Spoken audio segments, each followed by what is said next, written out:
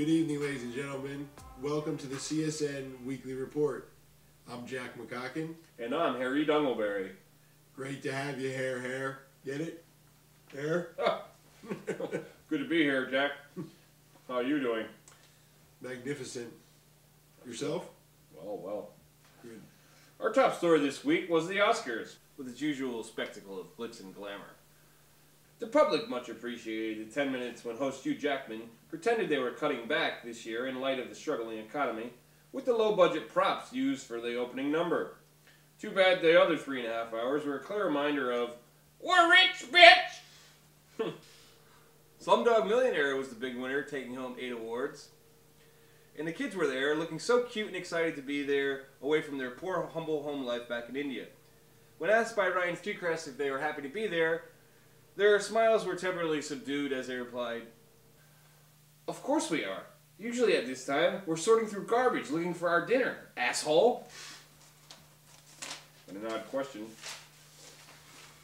Wouldn't expect less from him.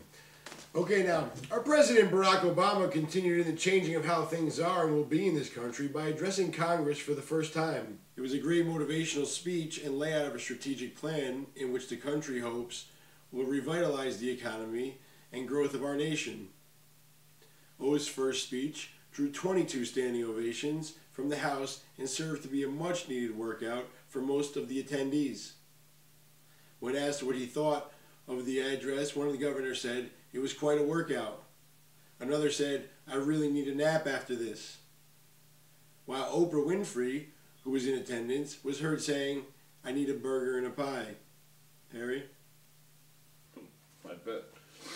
The president also unveiled in his address his plan to raise taxes on the wealthy, but he's being met with some harsh criticism by Republican governors Tim Pawlenty of Minnesota and Haley Barbour of Mississippi. They said, if he raises taxes on the wealthy, that would seriously cut back on the amount of kickbacks they receive. "It's not fair," they said. "It's like taking a pay cut. We know he wants to change things, but I thought he would leave political corruption out of it. I mean, come on, it's a recession, and we gotta live too, man." I'm not buying that one. The staggering unemployment rate is affecting the country everywhere, and people across the nation are getting by and adapting the best way they can, except in the Puerto Rican community, where they haven't noticed a difference. Thanks, Harry. In other news, the economy and the stock market alike seem to be going down faster than the Paris Hilton film. With hope the stimulus package proposed by President Obama helps the economy's situation, Paris Hilton has publicly come out and said she's willing to take pay cuts on her upcoming acting performances and will even consider retiring from the craft that is foreign to her, all in all. That is good news to expert economists who speculate that this definitely will help the stock market rebound and begin to surge again. When asked for a comment, the reality star had this to say. I really don't know what we're talking about, but that's hot. In other political news, it seems George W. Bush, Jr., our last president, didn't spend too long on the unemployment line. The former president has applied for a new job at a hardware shop in Dallas, Texas, but it seems when he turned in his application, he wasn't qualified for the job. Bush was unavailable for comment, but we did get this from the owner of the shop. Excuse me, sir. We heard former President George W. Bush was applying for a position here the other day. Yeah, that's right. He came on in here, applied for a job the other day. He just wasn't what we were looking for. He was definitely underqualified for the position. I heard he could work a cash register. Did he try to show you? We tested out his cash registering skills. He couldn't get over the basic math, and that's when we realized that there was really little he could do here to help us out with, and we offered him the suggestion of finding another job. That's amazing. And a job you'd think he'd be totally qualified for this time. I would think. Maybe Carla's Waffle House will be hiring a dishwasher sometime soon, Mr. Ex-President. Stay tuned. Harry? Jay Leno is finishing up his run hosting Tonight Show this week, making way for fan favorite Conan O'Brien, whose late night show will be handed down in a surprising choice to Jimmy Fallon. I spoke to one NBC executive who told me when Conan got the job, he was a total unknown with a lot of promise. And admitting that lightning probably would not strike twice, they decided to take the opposite approach by going with a guy who was well known with his career already in the toilet. I give it 6 months myself. Good luck, Jimmy. Recent New Jersey earthquakes remind scientists of the possibility of a big one hitting New York City that may cause upwards of $200 billion in damages and killing thousands. Whether a major earthquake hits New York City or not, another overhyped, poorly acted, bad Hollywood movie with way too many special effects is inevitable. Absolutely. Probably put Jason May on that one. It's priority in production. In Jamaica, the government is cracking down on explicit lyrics and inappropriate references in music. The Jamaican Broadcast Commission announced they are banning any song or music video that depicts sexual acts or glorifies guns, murder, rape, or arson.